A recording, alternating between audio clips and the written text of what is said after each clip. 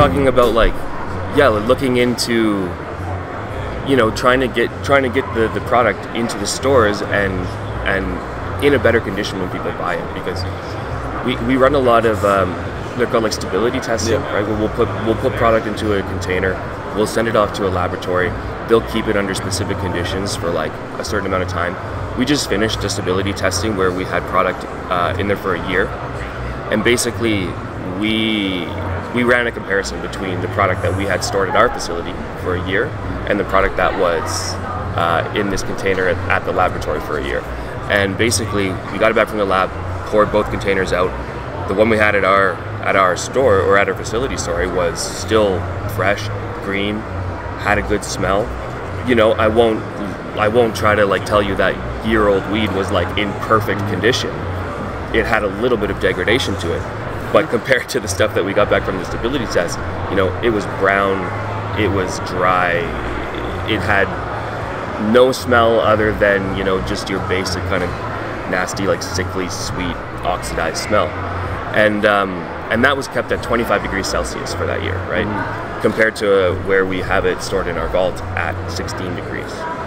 And so, you know, you pull up, you know, your trend of the impact of your temperature over time, and you see that like the hotter you store your cannabis at, the quicker your cannabinoids and your terpenes are going to degrade, right? They're going to oxidize. And so at 25 degrees Celsius, the studies that we're looking at right now say it's about 14 to 16 weeks until that happens. You know, which would coincide pretty close to like that 3 to 4 month packaging date that most people are looking for on the market, right? So I really think that like it might not seem that significant to people, but lowering the temperature of like where you're storing your cannabis from like the low, like room temperature, 20s, down to like a 16 or 17 degrees would really help to like maintain that shelf life. And you know, like it's weird to say as like an LP, because it's like we are definitely want to make a lot of moves. Like we have a lot of things in the works right now to try to improve the packaging and like, you know, improve the moisture barrier and all of this stuff. We have some great ideas around that stuff, and we are implementing them. And we're not trying to pass the buck onto any store or anything like that, but it is kind of difficult when there's like a lot of evidence that says that these higher temperatures are really degrading cannabis, and that's not something that I personally see when I go into stores. I see a lot of stores where the shelves all the product is out on the shelves, like right out in the open, under lights, you know. It's just unfortunate. Like, yeah, I don't know. I would love to hear your thoughts about some of that stuff. There's some stores who are doing a great job showcasing the products. They absolutely are, but it is so difficult when you got this corporate approach that kind of whitewashes and almost turns the dispensaries into a doctor's office. And it's like you go in and it is a repetitive experience. Yeah, everything's already broken down into eighths and quarters. It'd be nice to keep that in bulk. Well, even like it maintains the quality. Absolutely, going to that level. And for me, it's even just getting to the point of if the regulators were to cold store it, because they're wholesale storing it. Wholesale storing it. We've been bitching about concentrates for how long about them not being cold stored. You can see the entire cannabis industry would benefit from refrigerated transport and refrigerated whole storage. Chain of custody. And guess what? The quality that's being put out would then increase, because they know how many companies are going, well, it doesn't fucking matter how good we put it out. In 6 months, it's going to be this, so we might as well put it out at that point. Exactly. Save the money, make the money back. Yeah. I'm sure there's LPs that have just, it's easier to play with the system that we have and make the money as much as we can. Find the lab that does the testing that you want it to, or processes the testing so that it gives you the numbers that you need it, because that's get the numbers on the jar, and that's the only thing people have to decide, you know, especially if they're not willing to, or you know, people shouldn't have to be, you know, a member of like this cannabis community who are extremely passionate about the product in order to just be able to make an informed decision on their cannabis. Like that's, you know, it's great if you want to spend a bunch of time on Reddit, like reading reviews and engaging with the community. Like that's awesome. But like you shouldn't have to do that just to be able to make a choice about like where to find some good weed, you know? And that's like the frustrating thing to me. And like Brandon was saying, it's like,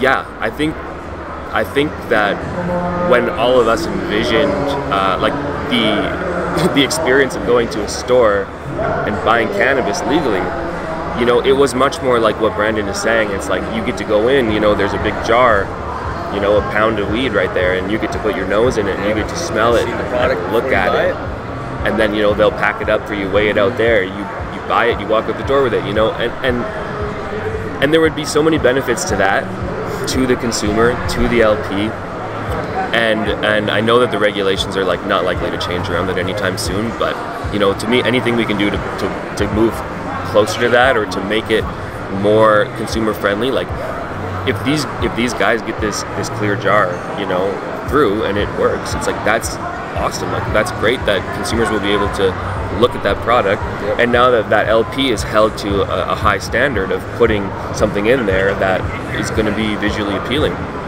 and but then that also, you know, brings up the question again of storage.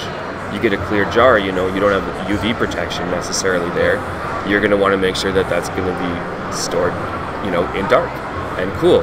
And it's just, again, it's like it's another level of education, and like needing everybody to get on board with this, because I think what you're saying is right, is like if everybody gets on board with that, there's more money to be made. Like there's a bigger chunk of that black market that we could take away. Well, or transition. Yeah, exactly. Like, realistically, there's always going to be the gray and the illicit market. Within cannabis, there's always going to be. It's such a communal aspect and such a communal consumption experience. Sure. But you're always going to have people that are growing at their house and they're selling to their buddies. Yep. But we're never going to take that away. Like, that will never stop. It doesn't matter how cheap the prices get at the store. Mm-hmm. You'll never stop going to your buddy to buy weed from him if he grows what you like. Good stuff, yeah, sure. Because the quality will be incomparable to anything you can find in the stores for consistency, quality. Because if you go and you smell the bag and you go, yeah, this isn't me this time. Yeah. It's not I'm out $50. You smelt the bag and you're out before you even buy it. Or it's like, yeah, maybe roll one up, I'll share it with you, and I'll see, maybe I'll get some after, right? Yeah. You get that instead of, oh, I'm $160 into this ounce, and I'm stuck with it. Yeah. I can't buy anything else for 2 weeks. I'm stuck with this. For sure. That's going to turn people away from the legal market in a heartbeat, and it did in the first 2 years. 100% it did. 100% it did. Yeah, and even like in the first couple of years, like not even having access to large formats, you know, you could buy a 1 gram, you could buy 3.5 grams. It's like it just demonstrates like a fundamental lack of understanding of how people are consuming cannabis. You know, like that's not. Yeah. Whereas you just walk down the street to your guy that you've been buying from, your guy who grows your stuff, and like you pick up a zip, no problem. Or a QP, even, right? Yeah. Like, realistically, any heavier smoker's probably done a quarter pound order now and again. Yep. Yeah, I'm heading on a trip. Let's or splitting it with a buddy or whatever. You know, exactly. For sure. And that's the thing, is the limit of accessibility, the limit of variety of accessibility. Because how many smokers would go after your product if they can go get it on a mass scale versus a 3.5 and a 7, right? That's. Like, for me, a lot of this stuff, I'm lucky because I get exposure to a lot of it. I get to talk to a lot of companies. So I definitely do acknowledge that I get a lot more opportunity to try stuff than others. So that's why I like my 3.5s and my 7s. Because so much variety, I'll at least be able to enjoy the entire container. But if I'm paying for something, I'm looking at the 14s and 28s because it's meant to last. Yeah. Right? I'm putting my money into it. It's, right? You're for you. And honestly, very rarely have I come across 14s and 28s where at the end I'm like, I should go and buy another one of those. Yeah. It's usually halfway through I'm like, why the fuck did I buy this? Yeah, it's too much. Why? Yeah. It was just all right. Yeah. Like, if you get 7 grams into an ounce and you're tired of it, it's not a good thing. Yeah, for sure. You're not likely to go back and buy that company again, even though it's a different genetic. For sure. You're not likely to go in that price range again. You get bit 4 times, there's your 4 price ranges. Under 100, over 100, over 130, over 160. 4 bad bags, you're out of the legal market completely, and you're going back to the illicit because you're paying $160 get 2 ounces, and it's better than your $120 bags. That's the thing, right? And so then for the companies that are putting out like high quality stuff, right? Like it's hard to separate yourself from when you can get an ounce of, you know, good quality stuff for like $100, $120, and it's like what's gonna convince you to spend an extra $50, $60, $40, $50, $60 on an ounce, right? Especially if you can't sit there and compare the two of them. You know, if you can do that, it's like it's an easy upsell, right? It's easy when you can go, here's a good supply, squeeze that, here's this bag, squeeze that. Yeah, you can get this for $40 more. Yeah. Oh, that's got some pello to it. Exactly. I'll take that. It's extra $20. I'll take that. Yeah, that's gonna be worth it, because that means that I'm gonna buy this, and I'm not gonna I'll buy this instead of this, and then buying something else a week later. Yeah. You know, and that'll last me. Or you can go and buy that something else a week later, because you're not coming in and buying a second ounce because you burnt through the powder on the first week. Exactly. You've got $120 now to buy 3.5, and you realize that ounce is lasting you 3-4 weeks now. Right. And you're spending the same amount of money, but you're smoking more quality cannabis. For sure. That was always my sales point when I was working in the shop. I'm like, just look at it this way. Try it when you have the extra money, and just in a pre-roll. Right. See how much longer that lasts you than smoking something that you roll that. Yeah. They come back and try the 3.5 when you have the cash, or when we have it on, when we're doing a sale, right? Sure. Come and get it at 10% off from 4 to 4:30. Right? Come and take advantage of that. And then all of a sudden, when it comes in at the 14.28, they're buying it all day long. Oh yeah. And they don't have an issue spending 180, 165, 145 on it, because they've smoked it 3 or 4 times. They know the nugs are going to get on it, right? Like, and I think like that's a thing that's again right where you're getting that better storage and stuff. Like, it increases the confidence again that, oh, I can buy an ounce here, and it's not going to be like dried out or ruined before I even get it back home, and then I'm willing to spend a little bit more money on something, instead of being like, well I'm only going to buy a 3.5 because, you know, if there's just a chance that I'll take this home and I'll open it up and I won't like it, and I'm not willing to risk $150, $160 on having that same experience, right?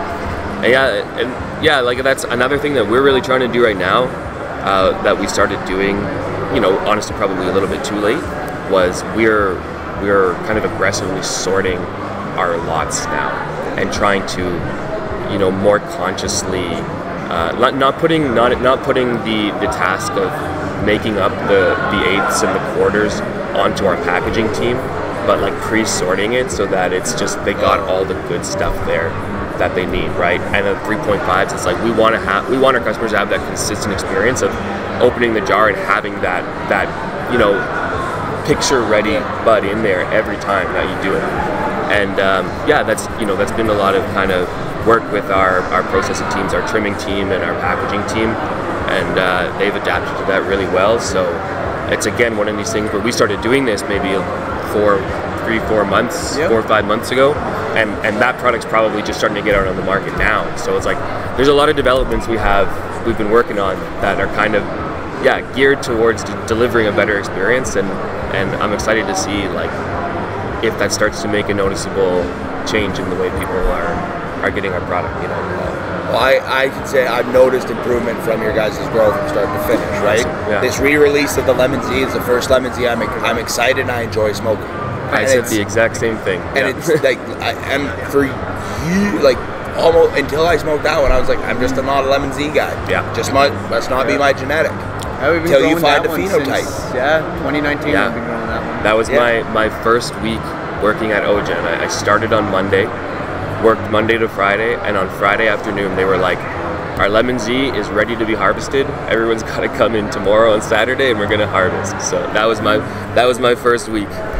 Yeah, my first exposure was with the Lemon Z, and I'm like, these guys are going to do something good. Yeah. It's just not my genetic, right? It's just one of those, shit, I know something's good coming, but I got to wait for it, right? Well, and I felt the same way working with it at the beginning too. I think a lot of us did. We were like, we get it. Like, we get the appeal, you know, it looks good.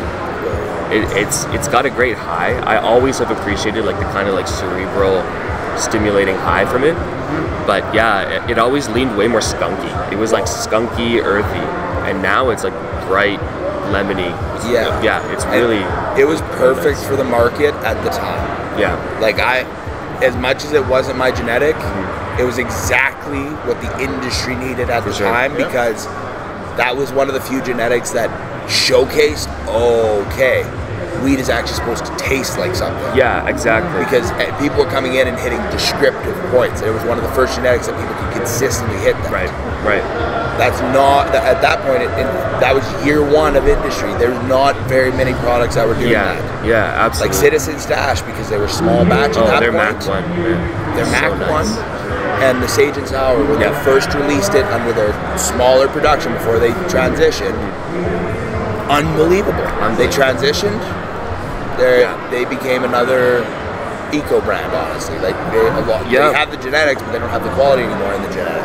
Well, and I've had the same experience where, like, you know, when I was like a medical patient before getting into the industry, I was buying a lot of Broken Coast, weed, and the product that was coming from their facility out west is just phenomenal. You know, their medical run, I was with them as well. Pre-legalization, it was unbelievable. Their Super Lemon Haze at like 16-17% was like, I would choose that. I would smoke that for the rest of my life. You know, I think I could just keep smoking that forever. But yeah, and it's like, even they never even put that out onto the legal market. You know, that's a whole nother thing about like low THC strains, and you know, wishing that there were more of those available out on the market for people to consume, and like having the market push everything to like high THC I think is limiting the kind of like flavor profiles and stuff that are out there. Yeah, not just based on THC, right? Yeah. So, but yeah, like that product, that Broken Coast product back in the day, man, so excellent. And it's kind of that similar thing. Every time people keep it small, and they just, you know, keep focused on that quality and keep building it, it's like it's always great. And it's a shame to sometimes see that go the other way, where it's like they start. It's like the Gabriola genetic. Yeah. Just no longer available. Not available. One of the best. Was that the Frost Monster, or that was the Quadra? Yeah. I know which one. It just didn't hit the numbers. It was didn't hit numbers, so they stopped growing it. Yeah. It was the most popular genetic they had. Oh, I loved it. Like it was honestly, even you look at Tangerine Dream. It is still on the market. Doesn't have the numbers, but it's still on the market. Yeah. Why? It serves a purpose. For sure. That would have served a purpose. Yeah, it does. Like there's certain genetics that just hit with that effect that you need, and that's what sells it. Yeah. Exactly. And that was the Super Lemon Haze for me, man. Just that super uplifting, like super positive, energizing kind of strain. It's like, and I honestly, like, I have not been able to find one time a Super Lemon Haze genetic on the legal market that I thought was, you know, of that same level of quality. Like, I just don't buy it anymore, right? And I don't know where to get it unless I go back to the black market. Yeah, and any of those like OG traditional strains that you would think, like Jack Herrera and like a true Jean Guy, not right? Like Good Supply's got all these really high quality genetics, but they're the only ones that putting them out outside of maybe a Pure Sun Farms every once in a while with the Death Bubba and their Pink Kush and stuff like that. But that genetic doesn't put the numbers out, so a lot of the other companies just don't want to try and compete with the boys that can put it out at a good price. Well, and it's like sometimes I miss the stuff that I grew up smoking, you know, like that I first started smoking. It's like it doesn't really exist on the legal market, and it's kind of a shame that's like that legacy part of the market never really came into the legal side. Right? But, I'm missing that Super Lemon Haze. Yeah, me too, man. I love that stuff. And there's a demand for those OG classic strains, because honestly, they're better to introduce people to than this super hybridized, because you're gonna get more standalone experiences from it. So you go into Super Lemon Haze, and if you go, this made me anxious, okay, well then stay away from haze. Yeah, you don't want haze strains. Give them a Kush. Oh, this made me sleep. Okay, maybe Kush isn't your friend. Let's try you in the blueberry region. Sure. Oh, this is where, okay, hybrids are what you want to stick with the berries, kind of find what you want. Yeah. Maybe don't go into the punches quite yet, be a little bit too heavy, but go with a little bit of the lighter fruit ones, and berry forward, you should be fine. then at least they're going in with some expectation. Yeah, for sure. And if they do get an experience, it's very easy to explain why it's a negative experience and how you can find something different, right? Yeah, it was much easier to do that like on the medical side. Like when I started doing like medical consulting and stuff, and like that was having those conversations was always like, okay, you tried this. People would always come back. They'd be like, I tried this, and it was not the thing I liked. It's like, all right, well, let's take you to the other end of the spectrum now. You know, we'll try something different for you now. And as long as they understand that it's a journey, right? Like trying to explain it, it's going to take you between 6 and 60 products to find what works for you. Oh yeah. Like realistically, most people are close to that 60 range in the 6. Oh yeah, for sure. Right? Like it's a lot of consumption that has to be done. You'll get a lot of almost theirs. Yeah. Then you'll find the one that hits, and the almost theirs will no longer be in consideration. Absolutely. But those almost theirs will be what keeps you hunting, keeps you chasing, just like us in the pheno hunt. We got to drop some more, right? Yeah, we have a new one coming out, banana bread, and it's the cross. That's a modified banana. That'll be good. For that. So that's forward to that interesting one. It almost has a bit of that banana peel. Yeah, I always describe it as that kind of like it's like a sweet banana peel kind of smell, like a brown sugar banana peel. Almost like a caramelized banana starch kind of. Right? Yeah. We were playing around with like a bananas Foster as a name, but we didn't know if it would hit the same.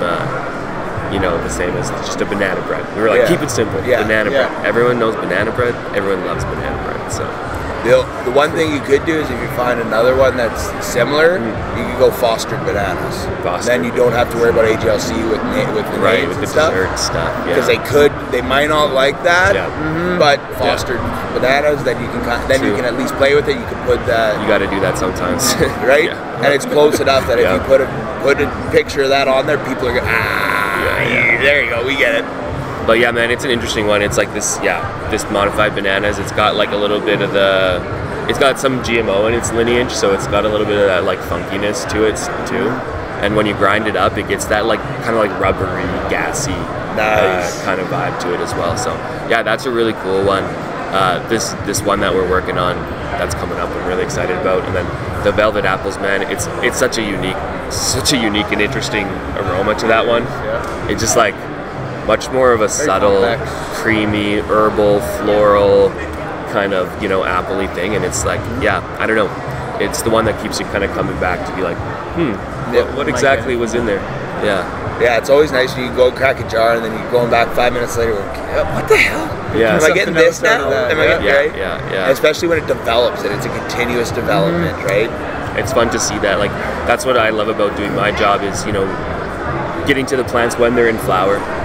Getting there, like smelling them, like rubbing on the stalks, smelling it, getting a little bit of that trichome, smelling it. Then you chop the plant down, and then as it's drying, right, like you get to see that like chlorophyll come down over time, and then you get these really loud, like these loud terps that sometimes then will fade down and then allow some of this complexity out from underneath it. And watching that change through the drying and the curing process is just like so nice, man. I love the cure. Yeah. There's about 5 days where you hate the reek of the loss of chlorophyll, and then after that it's like, okay, we're back in the fun. Ooh, now we're in that like smooth terp zone. For sure. You go from that fresh harvest which smells fantastic.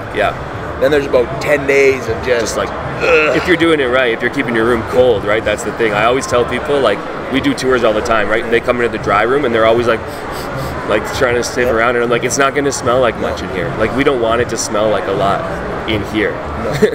No, literally, until you're bucking, you don't want to smell it. Yeah, exactly. Like, let's be honest. Like we're just losing stuff that we want you to have if that's happening. So, going in there and getting a hint of. That's going to happen with some loud genetics, but they're volatile compounds for a reason. Everything that we taste and smell is labeled under a volatile compound. Sure. And if you add too much heat to that equation, they're just gone. They volatilize. Too much heat, too much friction, too much movement, too much anything, and you can expose it. For sure, yes. Like oxidization is one of the worst things for everything. Absolutely, everything. People as well. It's funny how horrible oxygen is for you on long dose. It's like you need it so bad, but man, it's gonna kill you one day. Exactly. But we really we have like laminar airflow in our dry room, so it's like you walk in there and I tell people, I'm like, So in this room right now, we have like 2,300 cubic feet per minute flowing through this room, and there's not a single leaf like fluttering anywhere in the whole room, right? It's just these smooth laminar flows, and they built some really good. They built us a really good facility there to work in, man, and it makes a big difference.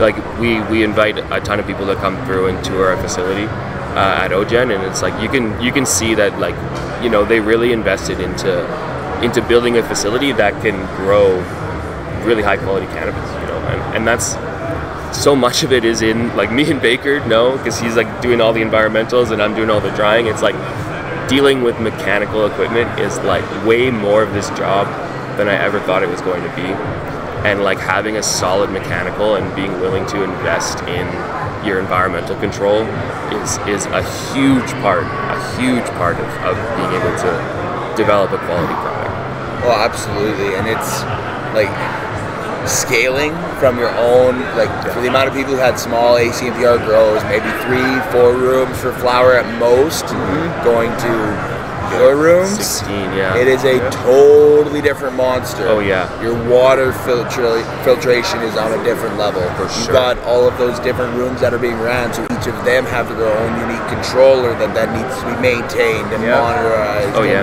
You've got all of the tubing that goes in line. Like, it is ridiculous how much supervision has to be done with each and every component, just to make sure it's doing its job, so you don't have to do its job for it. Yeah. I'm sure Baker's the same. I had my laptop open in the hotel room this morning, you know, just checking. We have like a system where we can check all of our environmentals remotely. And it's just like a morning routine, morning and night. It's like pop open the laptop, check all your environmentals, make sure everything's on track. All right, good to go. Or sometimes it's like it's not good to go. It's not good to go. It's time to get in, and sometimes you get those alarms late at night.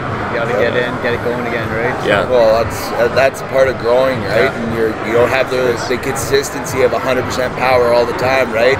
Shit goes sideways. You got to be the one there to maintain. Stuff breaks down. Normal. Like, luckily for us, like, the power outage is not a normal thing, but we have dealt with that in the past, and man, it's a mad scramble. It's horrible. Especially with you guys being on that system that City runs grid. the water-based for you as well, because I would assume you guys are using controllers, right? Yeah, we use Argus controllers for nutrient injection system. Yeah, so power goes down, there's your controller system, there's your everything, right? Absolutely. Where you got the other companies who are doing water feeds. Well, it's like, okay, our lights are down. Yeah. What can we do to get our lights back up and running so we don't go into flower? Right. We don't do anything along those lines. We don't fuck our flower, right? Yeah, sure. A little bit. It's less of a stressor on the power demand, but it's still a huge stress. It is. Yeah. Oh no. It's for sure. Between all the lights and all the mechanical cooling and all of that kind of stuff, it's a huge load. But it's, you know, it's a lot of fun, and it's, I think for us it's like, it's kind of one of those things that happens, you know. It's like we have live plants. That's what happens. People think about that all the time. It's like, sometimes people will ask us about things happening around, like, Christmas time, for example. They'll be like, oh yeah, do things kind of like slow down around like it's like, no. Look for December 21st package dates in February. Every single year between Christmas and New Year's, we have like a 3-day work week. I think this year we have like 3 harvests and like 2 dry room takedowns scheduled. Honestly, it seems like every single company plans a harvest in the last days to make sure they get it. Yep. They do. Because worst case scenario, it's an extra harvest for the next calendar year, because it's like, okay, it needs to run an extra week. Well, bonus harvest next year. Exactly. It's gonna hit the SKUs like within the same quarter, so it's not really gonna. And like at that scale, you can't afford to have your rooms sitting idle. You know, you just can't afford to do it. So that's part of it. Like, our rooms are down for no more than 2 days at this point. Changeovers happen normally within the course of 1 day. Yeah, and that's why, like, we have such an awesome sanitation team. Like, they do so much, man. Like, they're flipping over like 2-3 harvest rooms every single week. And changing over dry rooms, like completely cleaning them, and it's a huge part a huge part of any good cultivator, right? It's like their sanitation. Well, and that's something that, again, people don't understand is not even a second half, but a third portion of the 3 stages of the growing, because you got your veg and your start, your flower and your finish, and then you got your reset and your prep. Oh yes. Because it's not just resetting the room. You're resetting your water. You're resetting your nutrients. Because if you're changing cultivars, cleaning lines, right? Cleaning your lines, testing your lights. You know, making sure everything is good to go for the next. Replacing and especially because, right? Yeah, you know, you don't want to be doing any sort of like mechanical or maintenance work in there while the plants are in there, right? So it's like you have these little windows in between where it's like, you schedule way in advance. Like, okay, well, right when this room comes down, we got to get in there, we got to hit the maintenance, we got to get it all changed over. Especially if you need like an electrical contractor or anybody like that is outside of your guys' business that you then have to bring in, and they have to do their clean and prep for their tools to come in, because that's probably a fucking hassle. Well, and also just regulatory wise, like they need to be vetted to be able to come in. I didn't even think about that. They'd have to have all of the back checks. No different than anybody doing the marketing or anything. 100%. Is that's just because it's Alberta? Is it not, or is that? I'm not totally sure about that, but I know that we do it a lot. Yeah. Like I just know Alberta has everybody gets security check in Alberta. Yeah. And we have to get security clearance. Like me and Baker both have security clearances, so that like if something goes wrong with the mechanical, we can hop in there anytime, on the weekend, at night. So. Well, it just seems like any part of this industry, there needs to be somebody with that clearance, which I see it as the Alberta government's getting ahead of the game. They know that there's going to be a blow up. If we have an excess of certified people, it's easier to distribute what can be done via them than try to bring more certified people on. Yeah, on short notice. And it's kind of the way Alberta's always been. They've always made sure that, at the beginning, you have to have more people that are ready to go, because they know that businesses will have people walk away and whatnot. And I think it's just more, we're setting it up that way to protect our businesses and everyone's interest, because we need it either way. Yeah. So maybe having that extra. Right, like I see the negatives of it, because it's a price point and it is a ridiculous process to get. It is a little bit. It takes it's really the timing is really what's the thing. It took me a year. Yeah, I think I was at it for like 16 months. Yeah. Baker was even longer. So it's not a short process. And like when we started to realize how long it took for that to happen, we started just being like, all right, you're gonna we just started being like, you're gonna be a CP, like let's get going, let's get this going right now. That's exactly what I mean, right? Like, and that's when their numbers are honestly probably lower than it would be if they went, well, we need a manager at every store level to have it. We need like someone like me. You can't, like, you're good, but as soon as you want to do this, you need this, and then you guys can pay me directly to do the right? Well, like here, if they wanted to do sampling, you need it or something, right? Like that would change everything. Exactly. If you needed somebody with it to be able to provide samples or supervise the samples, and it's just that you guys can then carry over the 30-gram limit, because that is honestly what the difference is. You are certified so that you have the ability. Health Canada's gone. You can carry more than anybody else. And then you have access to the security clearance, of course, within the facility. But outside of the facility, that's basically the difference. It's like, we can like transport and have custody of the cannabis while it's traveling, right? So, you could do the direct delivery if you wanted to for Saskatchewan. And any of those shops, right? You can fill a pickup and drive it out, haul it over there. Or like escort stuff to like treatment or stuff like that. You could bring it to search and research and development. Take it to another LP, that kind of stuff. That's what all covered under STP. Yeah, exactly, and that's where I see the benefit of it. It's just, it's either gonna dissipate the need for it, or it's going to get heavier inputted where they'll need it more, but it's because more advantages will come from it. I kind of agree. Like the structure of the market will change, and that'll necessitate more of them, or it'll just kind of fade away. Exactly, and that the biggest thing for me is that it's just because the way this industry is going, the government's going to want the regulation. What's the easiest way to regulate it? Control the people who are the ones that are able to do it. Sure. That's how they do it. You got to go through security clearance. That's how we do it. And it's not a bad thing, because it vets the assholes out at the beginning, but it's also vets out some of the very best people as well. Yeah, definitely. For everyone, you're losing one or two on the other side. Because a lot of the people who've gotten popped for growing cannabis and for the last 20, 30 years, not able to get it. they're the ones that we want to have. They got a lot of the knowledge there. Yeah, right? For sure. They're the ones we want involved in events. They're the ones we want doing sampling and stuff along those lines for guidance and stuff, right? Those are the people we want involved. Yeah. And they're the ones that are going to have some of the harder times getting over, especially if they've been caught and have had issues. Yeah. Right. It's going to keep them out of some of the most important and crucial roles in the industry. They can only support a grow. They can't be the lead guy. For sure. They can't run their own, right? Like there's so many hiccups. No, that's part of the thing with all the like every regulation, right? It's like there's always two sides to it. Exactly. I don't think anybody in the industry would say that there should be no regulation. Like obviously, like we all want there to be regulation. I think that's one of the big selling points of the legal cannabis industry. Even for someone like myself who was smoking a lot of like legacy market cannabis, it's like for me, knowing that what I'm getting has been tested and is, free of mold and yeast and free of like heavy metals and all of this stuff, like that is something that I consider to be a big benefit of being able to buy legal cannabis. And so there are obviously great and useful parts of the regulations, but on the other side of it, I agree that most growers, they have only the best intentions when it comes to wanting to grow safe, high quality product for consumers to grow, and some of the regulations definitely seem to hinder that and get in the way of people being able to do that.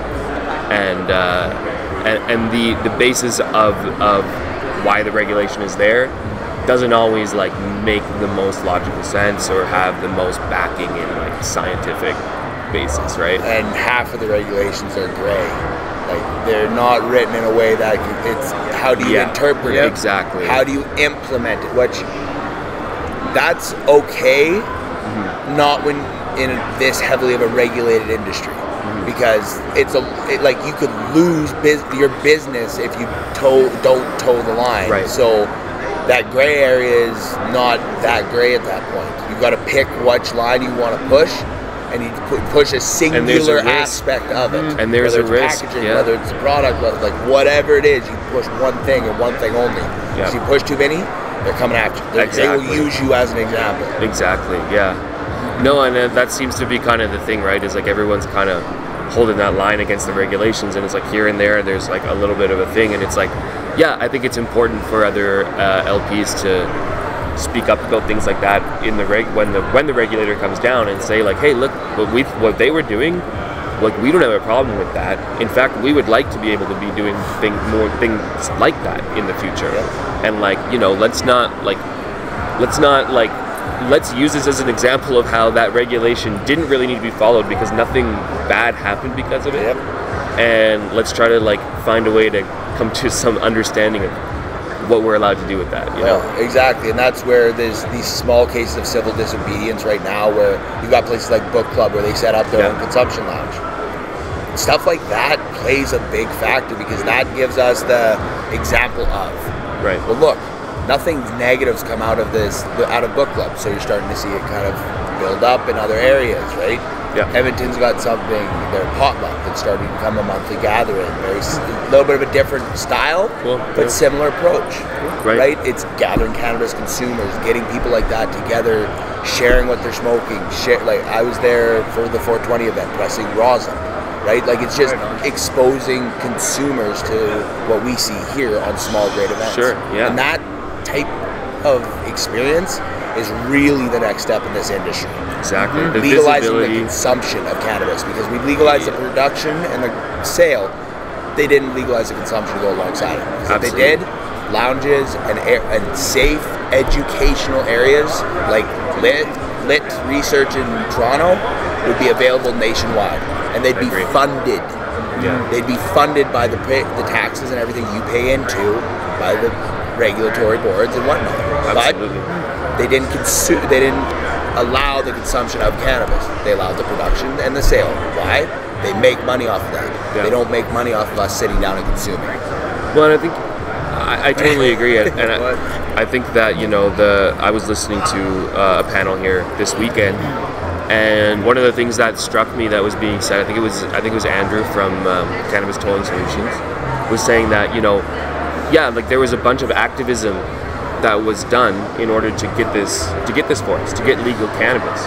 But like, we don't have to stop being activists now that it's legal. You know, like, we can continue to push regulation. We can continue to push for, you know, more acceptance of cannabis consumption, and, you know, give greater ability to people to consume, to grow their own cannabis, to get good cannabis from good producers. And yeah, you know, like, for myself, I sometimes it's like, I didn't get into this industry during that activism period, you know, so I don't have that, like, pedigree of, like, of doing a lot of activism for cannabis. And it's like, well, you know, that can happen now, you know, that can happen now through talking to the government. Like, we've had the AGLC come through our facility. Like, we've kind of been given opportunities to talk to them about, hey, this is what's happening in the industry that's, like, really making it difficult for us to operate, and like, this is what we want to be able to do, and the reasons we want to be able to do it. And, you know, yeah, I just think more stuff like that, the more that the Alberta cannabis community can come together and start to put pressure on them for those things, that will be more motivation for them to actually look at the regulations and try to change them. Well, the biggest thing now is we need to change the way that the activism is being done. Yeah. Because before legalization, activation and education was coming to these events and engaging with us, building our group to show that there's a number. Yeah. We've done that. Yeah. Now we need to expand into and adapt cannabis into other avenues, right? Yeah. Like, for me, I do not see why there cannot be a bar that decides we're going to buy nothing but cannabis drinks. Yeah. At this point, why can we not have that? Totally. And for me, I don't see why we can't have if it's just drinks, no smoke-based consumption, why you couldn't have the alcohol and the cannabis drinks sold in the same location to the people who want to purchase it at that, if it's deemed a singular location. Sure. If people want access to it, they're adults, let them have access to it, because exactly they're going to go home and do that mix themselves. Now you can put them into an environment where you can have some sort of education, some sort of research, some activation points that maybe negate because you want us to go smoke free, give us opportunities to go out and socialize in smoke free consumption areas. Yeah. Increase the smoke free consumption opportunity. Like, this is, like, for me, I don't understand it. You want everyone smoke free, but you're not giving us the areas and the opportunities to go and experience smoke free cannabis consumption that competes with going to a smoke pit. Sure. There's nothing that competes with that. Not at all. And it's a classic thing, right? It's like it's a mistake that gets made all the time. It's like, if you want behavior to change, punishing certain behavior is never going to be nearly as effective as reinforcing the behavior that you want to see. So, you know, I think that would work for everybody here. Where, like, if they were said, hey, look, we're not going to allow, like in Calgary, we're not going to allow public consumption spaces, you know, but you can go to a bar or a lounge or something like that, and there will be cannabis drinks available. You know, I think that, like, we would all jump on that, and we'd be like, well, I can still smoke at home, but I'm going to go out and try that, because all of a sudden there's something on a Friday, Saturday night that I feel is more tailored to me and what I like to do, rather than going out and drinking. Well, and you've got friends who drink that don't consume heavily. Absolutely. On that side. Absolutely. There's a mutual meeting ground that we can go and, I don't really like having a drink tonight. I'm going to have a couple of these. I got to work, right? Like, it gives you the option. And absolutely, man. You can still have the relief and the effects that you want. And at this point, bars give drinks in bottles and cans that they do already. Sure. We already have the products available. That is literally they just literally have to open them and pass them over, and that's it. Yeah. Exactly. And, you know, like, for me, like, it's a really good point. Like, I play music, and I'm in bars all the time, right? And I think that's an interesting place, because those two things are so intrinsically linked, you know, drinking and going to see live music. And it's like, it doesn't always work that way. Like, I myself don't really enjoy drinking, and I end up spending a lot of time in bars sober, you know, smoking weed, but not drunk. Yeah, not drinking. And I'm there, and, like, I would love to have an option like that. And I think that there's other people who are, you know, they might be sober, or they might not, you know, just might not like to drink, but they love music. or they love this other kind of activity, and they want to be there, they want to engage with it, but they want to have something that works for them in that situation, right? I think that would be excellent. Like, I think that would be a great idea. Well, and for me, I'd go, and that's kind of the step one. Your step two is you get people like the Jordan Wegmans and whatnot that are doing those infused meals. Yeah. Come and do singular infused dinners, going around, and you host those to where, like, yes, I understand, smoke-based consumption lounges are not going to be what we get. Realistically, you're going to see one-offs in certain areas. Like, up in Edmonton, there's the QR Cigar Lounge. It's the only cigar lounge in Alberta. Right. I keep hearing them talking about transitioning to a cannabis consumption lounge. How can they get away with it? Reserve land. Right. That's the only place I can see it in the next 10 years, having that heavy transition and being able to get away with it. Right. Because they've got their own set kind of rules that they can run. Right? Yeah, no, it's true. And it'd be very interesting to see that pop up, because there are some reservations that could do very, very good quality entertainment and education and support for that, for more than just cannabis, but for everybody around, for the area, for the history, for all of that. That would attract more than just cannabis consumers. That'd be great, yeah. Right? And having stuff like that set up just out of the city, it's still convenient to get to. Oh yeah, for sure. Like in Calgary, that would be very accessible for us as well. Yeah, it'd be great to see something like that. And it'd be nice to see companies like All Nations out in BC. Yeah. We have similar situations set up in Alberta. I would love to see some native micro producers pop up in Alberta and go full farm gate with it. Absolutely. Make that push. Yeah, why not? Absolutely. I think that would be a really cool. Like, I don't know if they are doing that on some of those. I know All Nations has farm gate. They do have farm They have gate, their one of their storefronts, and that's huge. If it exists and it exists and it shows that, you know, there's nothing that's going to come from that's going to be negative, you know, and then it'll push it forward for, like, hey, again, it's like I think a lot of those things get driven by the monetary side of it again. It's like, hey, look, there's a chance to make money here, and I think that's motivating for regulations to change. Absolutely. I do think the biggest issue that would come across with Alberta reservations is the amount of dry reserves and the amount of reserves that do not want the correlation.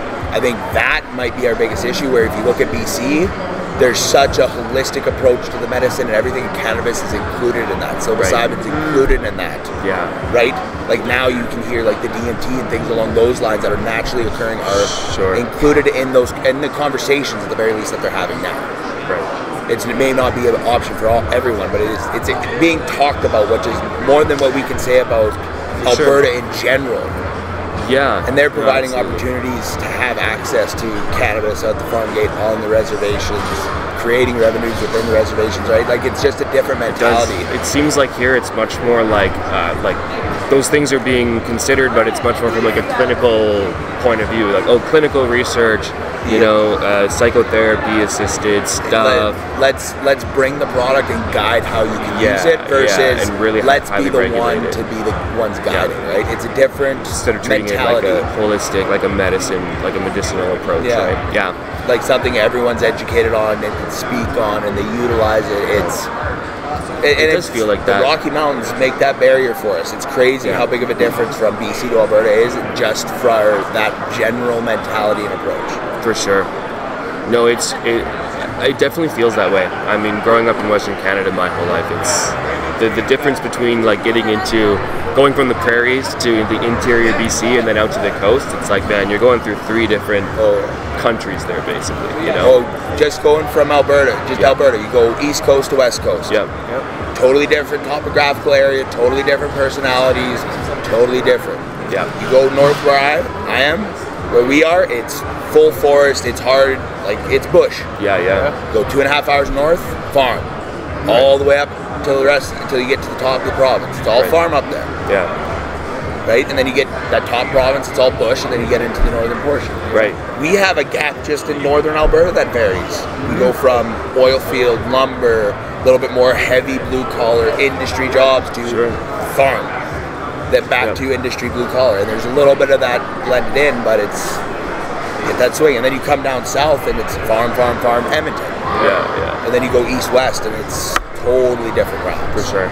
Alberta's very very varied and diverse. Well, people think of us as just we're the prairie provinces, and it's like, man, that's not Alberta. Like, that's not really us here. Like, I would argue that Alberta's got more diversity that can be representative than Ontario, because Ontario is overwhelmed with populace.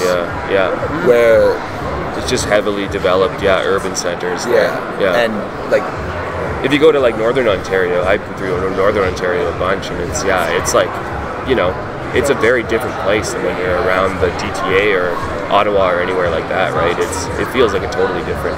Like Toronto and even Vancouver, you feel more Americanized with it, where it's like, okay, this chunk of the city's for this chunk of the city's for this chunk of the city's for this. You stay in these areas, right? Where you then go into like Edmonton or Calgary, and it's just more spread out. It's a little bit like it's like smaller little communities spread throughout. A little more chill, Like people always come to Calgary and they go downtown in the evenings, being like, time to hit up some nightlife downtown Calgary, and it's like they go there and there's like the streets are deserted, and everyone's like, what is going on here? And it's like that's not where stuff happens in Calgary. It's campfires. It's all around that. It's like downtown, and then everywhere around that is where stuff happens in Calgary. So yeah, it's weird. It's weird how just like every city, it's like its own little thing, its own little demographic. But that's what makes selling weed in Alberta so much fun, because it pops off in Edmonton, it ain't guaranteed to pop off anywhere else. That's true. But then again, the rest of the province can pop off in Edmonton and just be a sinkhole for you. Yeah. It is insane how diverse this is. Oh yeah, for sure. But it was great having you guys on today. Yeah, we ended up going for quite a while, even though we did have some mic issues. But hopefully that gets sorted out. I'll be able to edit it and line things up and make it work for sure. So it's great having you guys on, and we'll definitely be linking up with you guys and doing some more content. Yeah, please do some more Discord stuff with us. Absolutely. That'd be great. If you have any ideas about things that you're interested in about us, like, reach out and we'll link you up with the right person to kind of get a deep dive into it. Yeah, absolutely. I love working with the smaller producers, the ones that actually care about what they're doing and trying to provide like a unique aspect and opportunity on the market, right? Because we've been talking, everyone does something a little bit different, and let's highlight what you guys do differently and give you your brand name and recognition, because what you guys do is special and it should be recognized. Another company is just as special and just as unique. They're going to hit a different consumer base than you are. Absolutely. Let's promote both of you and find everyone the right brand for them. That's what makes it great. You know, everybody wants variety. We can't give all the variety ourselves. It's about everyone, you know, just making great products for people to try. 100%. It was great having you guys on. Thanks for tuning into this one. There will be some more podcasts coming from GrowUp for you all, so keep your eyes open on the channel for that. But for now, cheers, and we will see you in the next one.